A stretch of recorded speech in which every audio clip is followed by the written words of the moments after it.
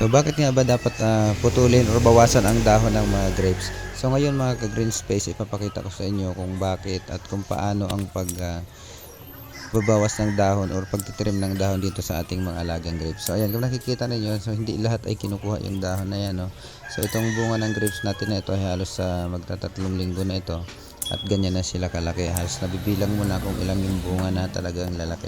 So dito sa bahagi na yan, tinanggalan ko lang yung or binawasan ko ng dahon yung bahagi na may bunga.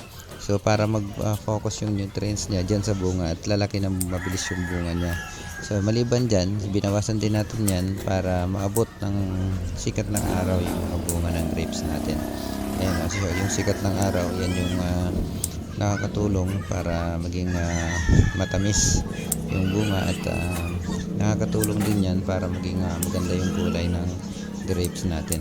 So kapag red cardinal, yan ay talagang mamumula. Pero dahil nga yan ay Brazilian hybrid, kaya kulay green lang yan yung ating grapes mga idol.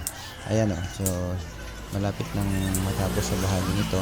So yan yung dalawang bunga na huling lumabas dahil nung unang nag-prone tayo ay walang lumabas na bunga, tumaba yung sa kanya, kaya ang ginawa natin, nag-prone tayo ulit, kaya ayun, doon nagkaroon na ng bunga. At yan nga yung dalawa or yung apat na bunga ang lumabas. Ayan, pwede nang mabilang kung ilan yung bungang lalabas doon sa bahaging ito.